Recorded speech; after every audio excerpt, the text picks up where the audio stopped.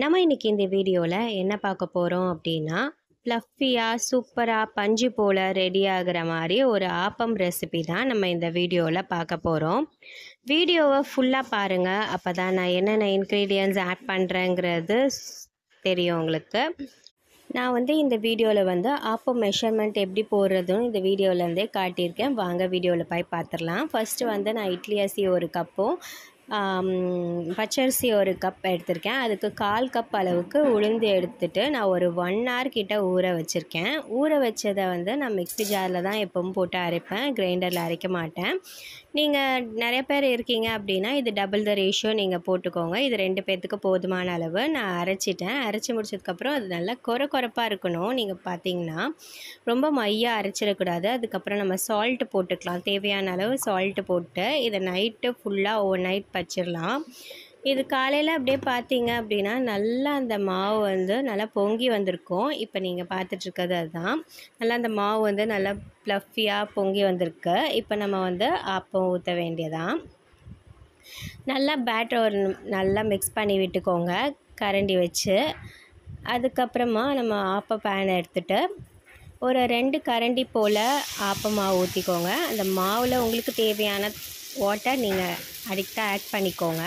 நான் எனக்கு தேவைக்கு நான் வாட்டர் ஆட் பண்ணியிருக்கேன். இந்த மாதிரி ஆப்பம் பேனில் ஊற்றிட்டு நீங்கள் இப்படி ஆப்பம் சுற்றுனீங்க அப்படின்னா சூப்பராக ப்ளஃபியாக பஞ்சு போல் ஆப்பம் சூப்பராக ரெடி ஆகிடும். உங்களுக்கு ஆப்பத்துக்கு நீங்கள் என்ன மாதிரி சைட் டிஷ் வச்சு சாப்பிட்டிங்கன்னா இது உங்களுக்கு பிடிக்கும்ன்ட்டு எனக்கு கமெண்ட் செக்ஷனில் கீழே சொல்லுங்கள். எனக்கு ஆப்பத்துக்கு எப்போவுமே குருமா இல்லைன்னா தேங்காய் பால் தான் ரொம்ப பிடிக்கும். உங்களுக்கு தேங்காய் பால் பிடிக்குமா இல்லை குருமா பிடிக்குமா அப்படின்ட்டு சொல்லுங்கள்.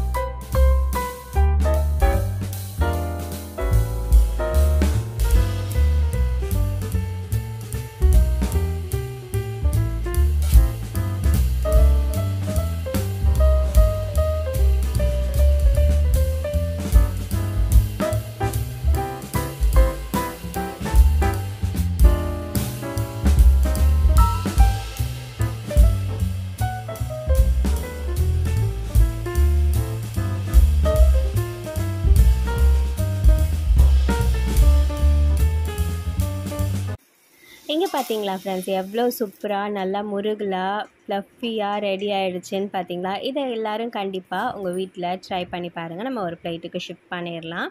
இதுதான் இதோட ஃபைனல் அவுட்புட்.